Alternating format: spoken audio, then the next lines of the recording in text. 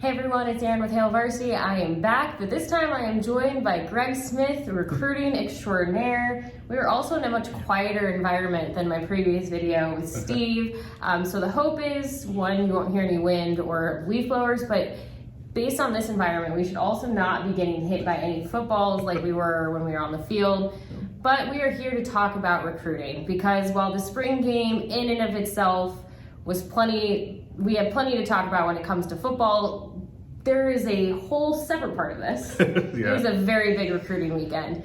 So Greg, what do we need to know? Boy, a lot, but I will start here. The headliner of the weekend, O'Shawn Mathis, was in town. He did make it for his official visit. The clock has begun. He'll be here until tomorrow, Sunday.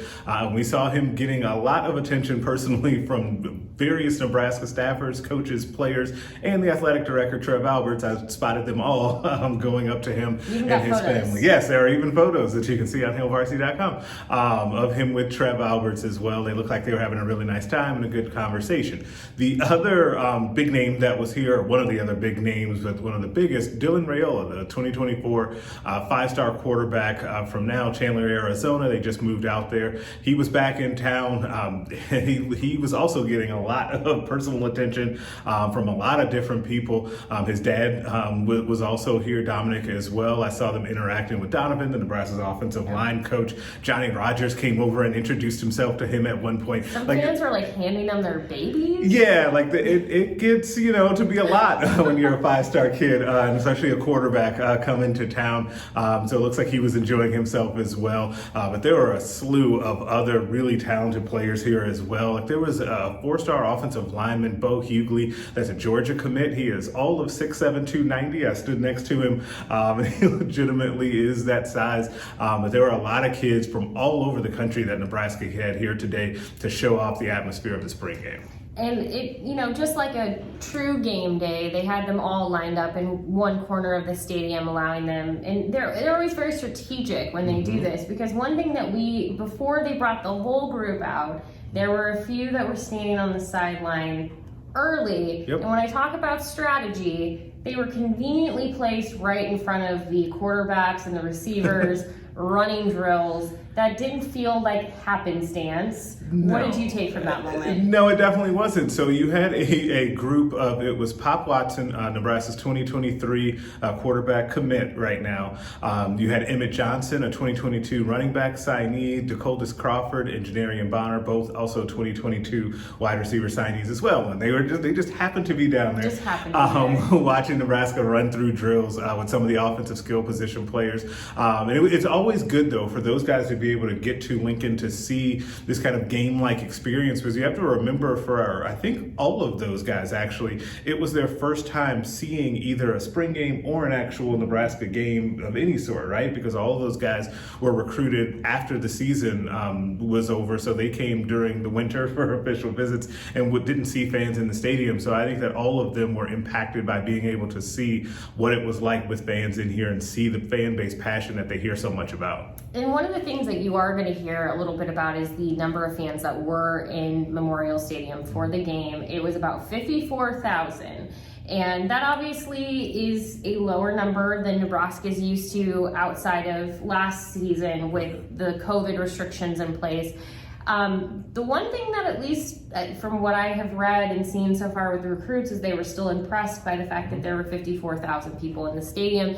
What was interesting to me is when we did get to speak with Trev Alberts during halftime, he made mention of the fans and talked about, if you're a fan and you want to make a direct impact on just their ability to do things as an athletic department, but also just when you think about recruiting, being in the stadium is a easy thing to do, and it's what he was saying with these spring games. Now, it did pan out to be a really nice day. The weather couldn't have been better, so that was also a benefit to that. But like I said, it didn't seem like any of the recruits looked at it as only 54,000. They were definitely still pleased with the amount of fans in the stands. You have to understand, like, in that you people watching and fans. Yes, you personally, Erin. Just me, no one else. You gotta understand. I'm only talking to you. That for those guys, for those recruits that go to these other schools and see stuff, like Chuba Purdy actually mentioned this in his post-game interview. He said that he had previously been at Florida State and been to other visits.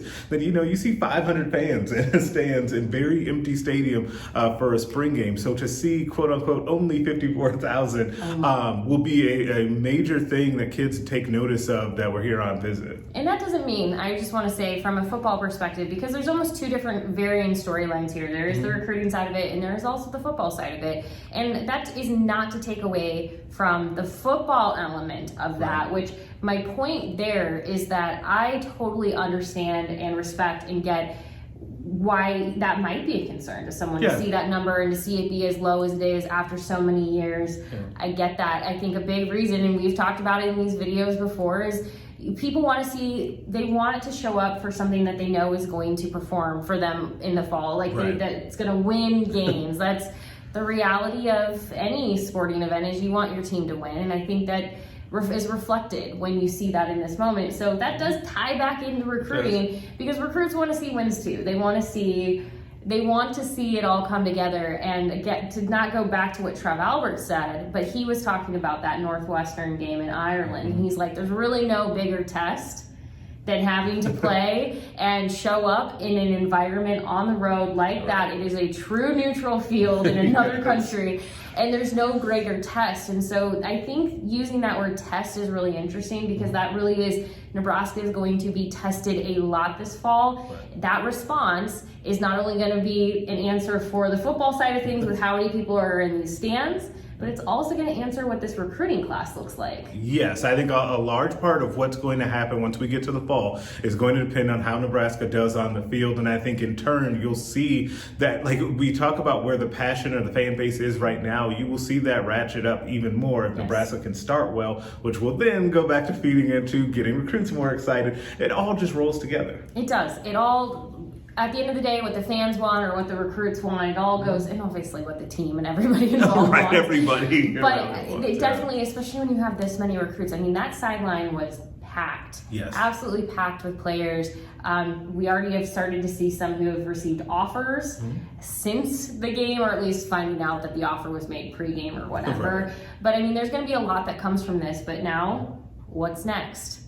What we know is camp season. Camp season. So, I mean, do you imagine seeing some of those faces back here on campus this summer? Yeah, I think a lot of players that you saw down there on the sideline, Nebraska will want to get them back for camps. Whether or not they have to work out or not is a different story. But if you can get them here for that, summer official visits will be a really big deal. As we talked to Senior Director of Player Personnel and Recruiting, Vince Guenta, earlier this week, and he mentioned how much he really, really likes summer and June official visits. So some of these kids will be back for those as well. Those are just two of the big things that are going to happen this summer. There's a lot to get through. Greg is already hard at work. He's already got one interview with a recruit at hailvarsity.com that you can go check out right now. More to come. We will even have more analysis and videos here on this YouTube channel when it comes to just recruiting, as well as football and other sports. I don't want to forget everything else there that's are other happening sports right going now on too. Yeah. Yes, in fact, there are multiple sports overlapping at this time. So don't worry, we will have you covered on everything. We try to do our best to bring you coverage, as much coverage as possible. So go ahead and like this video, subscribe to this YouTube channel, but head to hailvarsity.com. We would love to have you as a subscriber. There's going to be plenty of news. There's also the monthly magazine, which does include the annual football yearbook. So there's really no better time to become a subscriber. But at the very least, go ahead and subscribe to this YouTube channel. We'd love to have you. Greg, as always, thank you for your time. Thank you. We will be back on Monday with the recruiting question of the week. So if you have a question on recruiting of any type, any question on recruiting, go ahead and leave in the comments below. You might not only see it surface as that recruiting question of the week video, but it could be used in the recruiting notebook as well. So lots to come. Yes. You're going to have to find ways to get some sleep. Coffee. Lots of coffee. We appreciate you. We'll talk to you later. Thank you.